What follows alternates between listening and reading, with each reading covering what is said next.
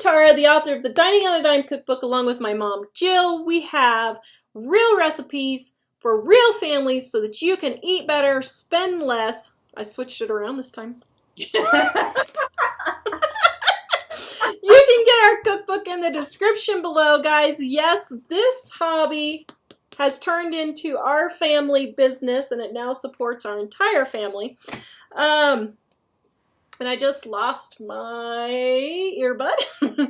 All right, today we are talking with my mom, Jill, about saving money on hobbies. Both Mom and I are huge into hobbies. Some of my hobbies have been wreath making, flower arranging, making potpourri, dried florals, soap making, gardening, reading, embroidery, painting.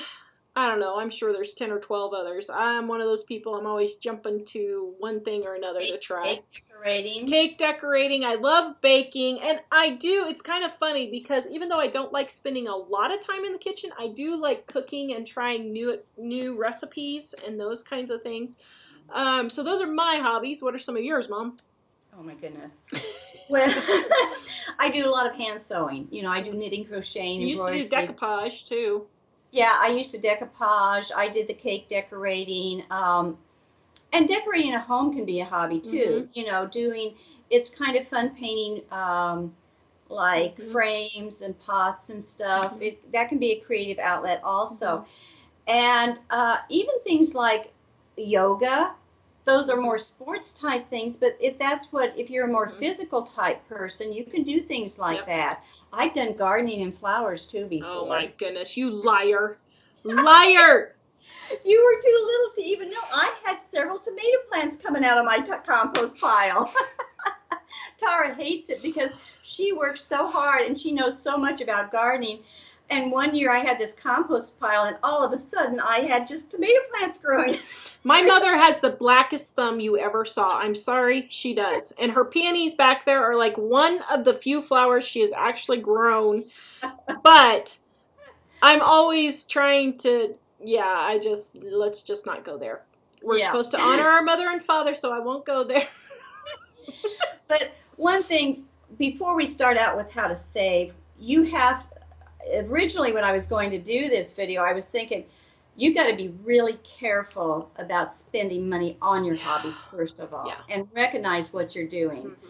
I do quilting, and I am absolutely appalled. I mean, my frugal self just starts shaking when I find out what some of these It does. She calls me all the time. I do. I call her. I said, would you believe what they just spent?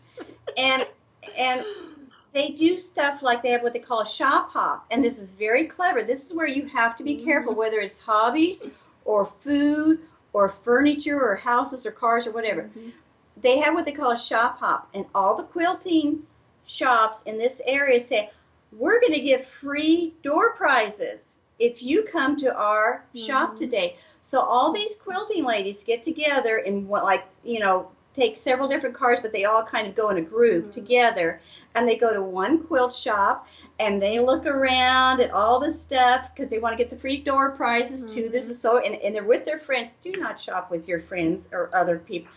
I get more trouble. Oh, that looks so good on you. You really should do that. You need that so bad. You have to get that. That is such a good deal. Do not shop with your friends. It is dangerous. Deadly. And so they go from shop to shop. They will spend $1,000 in one day on nothing but fabric and their hobby. And I'm not talking people that are wealthy. These same people tell me how they can't live on Social Security. How they don't know what they're going to do when they retire. How they just can't make ends meet. Yet we have had all these... We've had all these hobbies, and we are able to do it. You know, I was living on $300 a month, but I figured out how to do gardening when I had nothing. I literally had nothing. Started from scratch. Give us examples how you got stuff for your gardening. Well, so like wood chips. So, okay, well, so let's get into some examples. You know, so first of all, wait a minute. Let's go back just a little bit. If you're spending ridiculous amounts of money on your hobbies and you are in debt and you cannot afford to live on your income, you need to stop it now and figure out how to do it for less, period. Okay? Yeah. It's not okay to be spending thousands of dollars on quilt material when you can't pay your electric bill, okay? People spend $25, $35 on one skein of yarn, and they need like 6 of them to make a sweater or a shawl or something. Yeah, I know. And they get mounds of them. Yeah. You know, it just is mind. Yeah. And so if you're trying to get out of debt or you can't live on your income, guys, you need to stop it now. You just need to stop, okay? But what are some things that Mom and I have done to have hobbies, but don't take it out of our budget to do things? Okay, first of all, like the last video, I turn my hobbies into a business where I sell them. I don't recommend that actually because it's stressful, but you can do something like that. It doesn't have to be a full-fledged business. You could do it to where you just sell it to family and neighbors. Let's say you like baking. Mom sells her gingerbread men to family and friends for Christmas. But it doesn't have to be a big business production. You could just make things for friends and family and sell it to them if they use them. For gardening, what did I do for gardening? So I was on $300 a month is all I had. Chronic fatigue syndrome, fibromyalgia, horribly sick, could hardly get out of bed, but I was not about to just sit in bed and do nothing. I had to do something. I lived literally in the middle of nowhere, Timbuktu, southeastern Colorado. So what did I do? Well, the road that I lived on went to the dump, and the tree trimmers would bring their wood chipping trucks by my house and dump them at the dump. So one day I flagged a guy down. I could see him coming down the road, thankfully. So I ran out there, flagged him down, and I said, hey, if you're taking that to dump, could you just dump it here for me? He's like, oh, yeah, sure. I got like 10 loads of wood chips for my huge, I think it was a half-acre garden that I had. And so I used all those wood chips. I got them for free. It cost me nothing. Pots. You taught me to use newspaper to put down. Yeah. You know, and then just a thin layer of mulch if I had to buy it or something. Yeah. But to use newspaper. And then for pots, for starting my plants, I had friends who were gardeners. They were throwing away their little planters. I said, can I have those? Sure, I'm just going to throw them away. So I got those. The soil. You had people, normal people that had these pots, the cooking pots, or tea kettles that the bottoms were rusted out. Yeah. It drove her brother crazy. She said, oh, that's a beautiful pot. And it had no bottom in it, you know, and she would grab them. Yeah. And so then at garage sales, people would have pots with actual soil in them still. And they'd have a little free sign. I'd take them all, and that's where I got my potting soil. So you can use to McDonald's or someplace, and they were doing the landscaping there. Remember that time? And you got all the landscapers were there working at McDonald's in Lewiston, and you got the flats of. Yep. They were throwing out the flats with the little you know seedlings that come in. And I just asked them. And said, can I have all those flats as you were starting the greenhouse? So all I said was, hey, are you guys throwing those away? If so, can I have them? And they're like, yeah, sure. So for gardening, that's a few tips. For wreath making, I was a florist in my former life. And I love making wreaths. So recently this year, I just got it in my bottom. I want to make a whole bunch of wreaths this year. I don't know why, but I did. I went to Dollar Tree. I made beautiful wreaths for Christmas for anywhere from $10 to $15 for wreaths that would sell between $75 and $125 on Etsy. And I did it for $10, but I could have done even less and gone to garage sales or thrift stores. I just kind of got the bee in my bonnet. I'm like, well, I want to do this for, you know, so-and-so and so-and-so. So if I would have been thinking ahead, I would have been able to get it.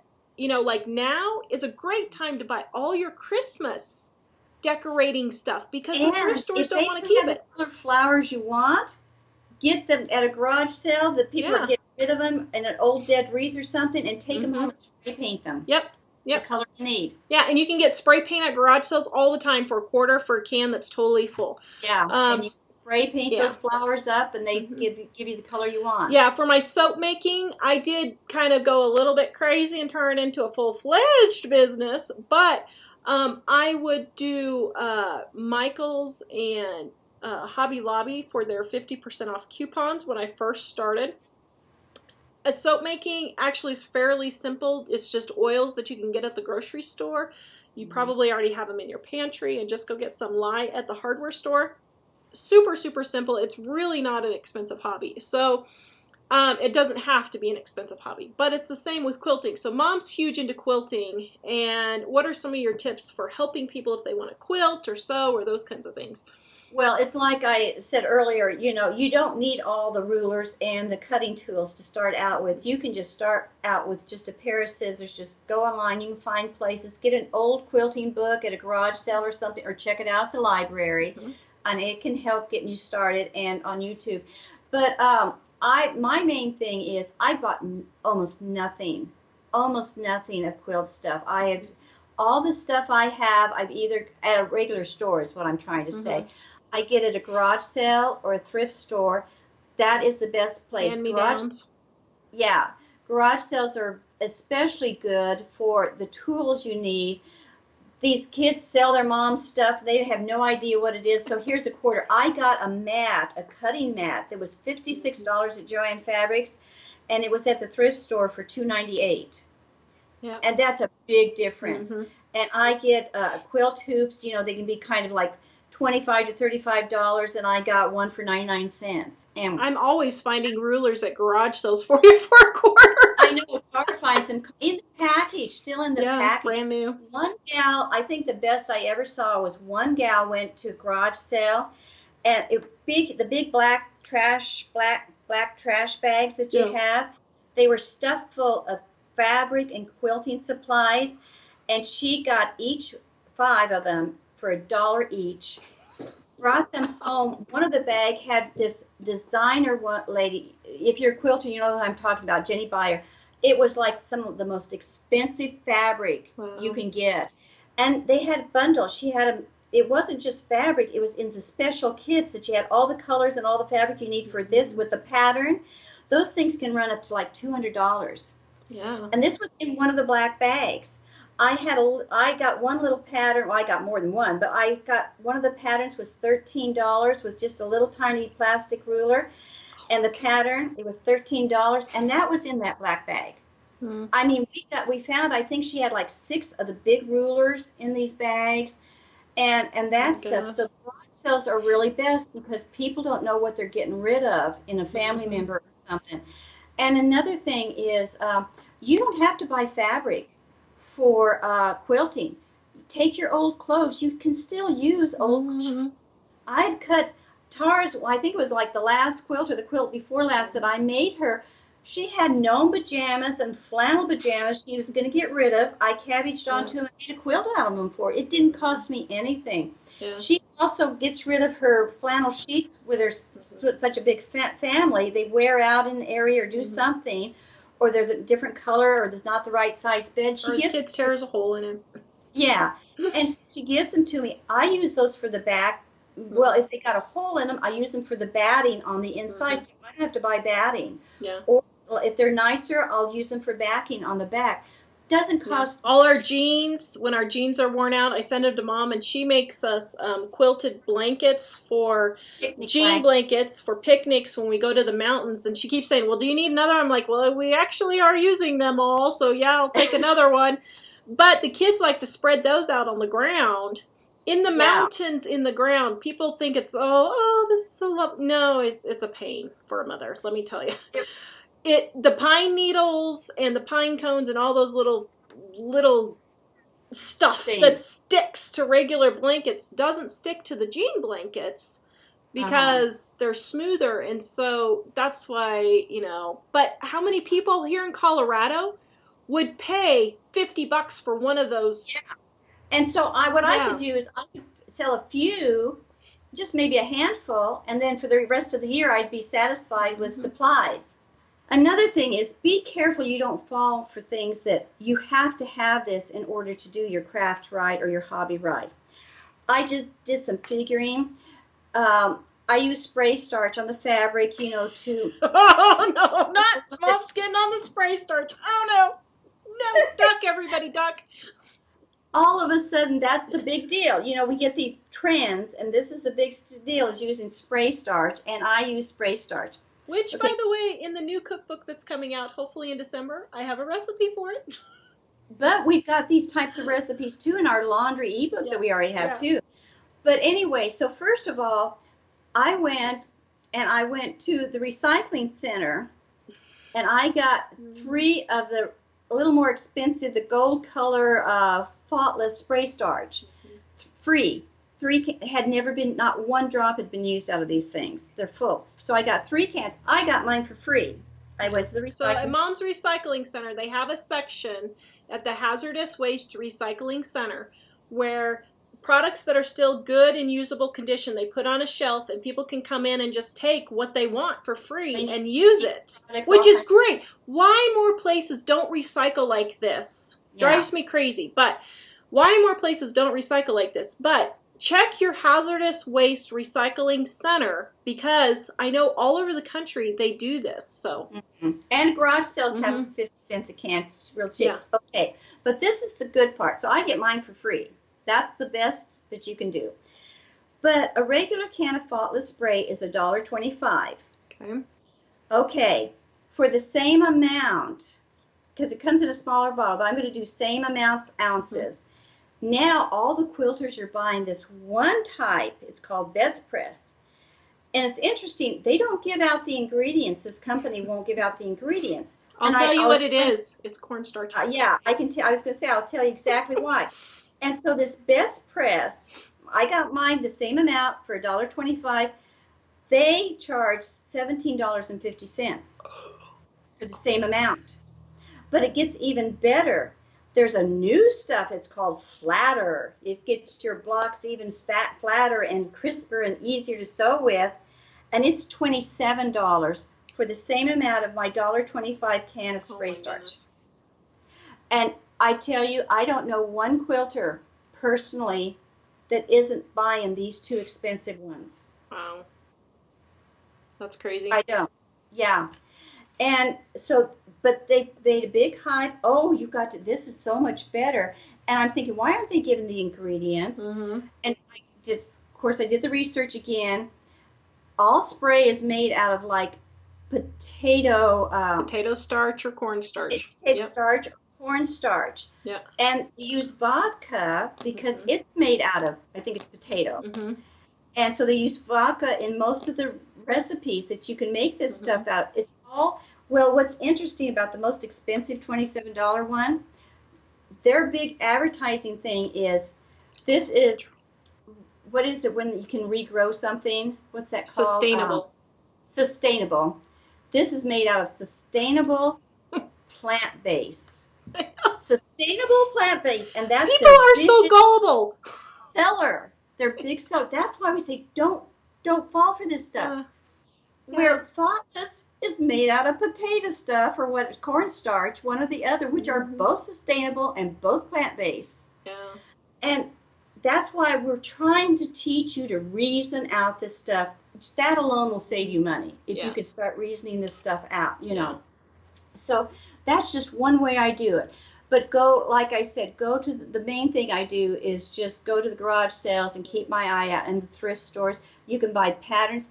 I don't even buy patterns. I mean, I can look at a quilt and it's got like 5 10-inch block squares across there.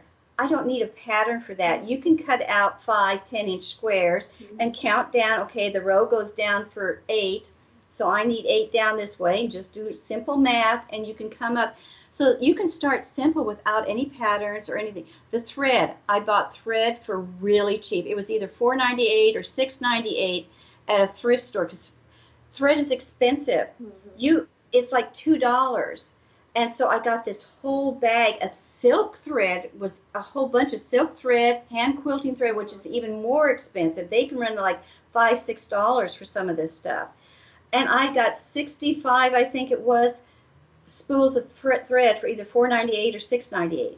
I mean, that's nothing. Yeah, That was that's such a cheap. good, unbelievable deal. But brand new, you can buy the cone thread too. Mm-hmm. And it's huge. You get 3,000 yards, and I got it for $1.69 compared to the smaller thread that you use on your sewing machine that's 250 to 300 yards for $2. So 3,000 yards for $2. So look at these ways. Now we just did that for knitting, for crocheting, bags of yarn at thrift stores and garage sales, Oh yeah. bags of them. You can get, I mean, I even get wool yarn. Mm-hmm. Some people won't knit with anything but wool, and I've gotten wool yarn, at garage sales. Yeah. Knitting needles and crochet hooks, all of those the same thing. Mm-hmm. I've never paid more than a dime or a quarter for any of my knitting, even the cabled knitting needles, all those. So, cake decorating stuff, you can find, I found a whole kits of cake decorating things, scrapbooking. Can I touch on scrapbooking real quick? Yeah, but let me say something funny about cake decorating. So I wanted to try cake decorating, but it was when Mike was making $6 an hour. And I was like, oh, yeah, Well, I happened to get in the mail something from Martha. Oh, I know. Oh, I remember that, yeah. So I got a thing in the mail for Martha Stewart's magazine. So this was back in 1997, before the internet was even a big thing. So it said free issue, and the first 50 people will win a cake decorating set. Well, it was at the post office, and I thought, well, I'm just going to fill it out right here and just get my free issue and see if I can win. Didn't think anything about it, threw it straight back in the mail, sent it straight back right then. I honestly didn't even think anything about it. And like 6 weeks later, I get this whole huge cake decorating kit in the It was like $100 cake decorating kit. So try. Maybe you'll win or something. So yes. And spread the word around. Go on your Facebook. If you have neighborhood Facebook, yeah, ask people. There's a lot. Like I would right now, if somebody would ask me, I have extra crochet hooks. I would be more than willing. Yeah. Knitters, crocheter, hobbyists are really good about sharing. Yeah. You go in, and I've known Tara. I've been with her, and she's walked into a store and said, I love that plant out there. Can I have a little pinch to start off of it? Sure. She doesn't go to the garden center and buy a plant. She just goes in. Gardeners love to share their plants, and they'll give you a start of it, different things like that. Oh, okay, so I have to tell you my best plant deal ever. So the same brother-in-law that I was talking about when I was sitting in the hospital that week, it was in June, the end of June. I went into Walmart. They had all their plants for a penny. 1 penny. I got 5 pickup loads of, Mike was about ready to kill me, 5 pickup loads of plants for something like $15 for all of them. And my yard was beautiful that year. But anyway, just keep your eye out. With 2 more things, along that line, I went and remember when I got the packets of seeds for 3 cents at the end of the season? I bought seed packets for 3 cents. I think I got like 150 or something seed packets for 3 cents. It was nothing. Yeah. But one thing I wanted to touch on real quick, and then we can move on if you need to, is scrapbooking. That's a big hobby, right? Still. Yeah. And if you're wanting to do scrapbooking, there's nothing wrong with that, but it can get expensive. But you do the same thing. You buy your stamps, you buy your special punches. You can even get packets of paper at garage sales and a thrift store. But to start out, think, how can you start out these hobbies without investing a lot of money? Yeah. I remember before scrapbooking, and nobody called it scrapbooking. Nobody even knew what it was, really. It wasn't a big deal. And we'd go to antique shops. And I found these books. I found like 3 or 4 of them, and I was just amazed at these books. These women had taken in these books, and it wasn't nice paper, fancy paper. Some of them had taken an old photo album. Some had taken like an old magazine, and they'd cut out birthday cards. They'd taken and braided up their children's hair and made a little circle of it. They would put little buttons, little piece of lace from a dress or something. This whole page was covered with poems. They'd cut out special poems, or they'd write a poem, recipes. I mean, just unbelievable things that they had in pressed flowers, page after page. They didn't pay a penny for any of this, Yeah. but they did their scrapbooks. It was the same type of scrapbooking as what we do now, and they didn't do anything. And they even, and I remember my grandma, I found a thing of hers where it was an old ledger where they kept the accounts on, and she had started a scrapbook by pasting on top of that paper all the different pictures, the cutouts, all the different things, and making it beautiful. I think it's more exciting to me when you can use your imagination, Oh, yeah. figure out how to do this, than just to always zombify. And I do this. I zombify, go on and see quilts, and I copy them. But I think it takes more creativity, and it's more fun deep down when you can come up with this stuff on your own and not buy all the stuff to do. And it exercises your creativity, so you the more you use it, the more you see things, and the better you get at it. Exactly. Another example, the more you see things, being a quilter, I see quilt patterns and everything. Well, I eat my graham crackers every morning, and I was looking at this box one morning. I thought, oh my goodness, it had 6 different hexagons on it. Hexagon quilts are the rage now. Yeah. And I started cutting out all these hexagons. I've got a whole big bag now. A lot of people, you go buy them, the patterns, and you buy them. I just cut them out of my graham cracker box, and now I've got plenty to do a quilt. So, So guys, hobbies don't have to be expensive. Really, you're choosing to make them expensive. And once again, if you're in debt, stop it now. Just stop it. Yeah. You don't need to be spending a lot of money. First of all, use up all the stuff you have. Secondly, look at different places. I have found soap supplies at thrift stores and garage sales all the time. So try different things. If one hobby is too expensive, try something else for a little bit less. Try different things all the time. All right, please check out our Dining on a Dime cookbook in the description below. One of my hobbies that I started out when I was pregnant with my first child on bed rest. So please like, subscribe, and share, and we will see you guys next time. Bye-bye.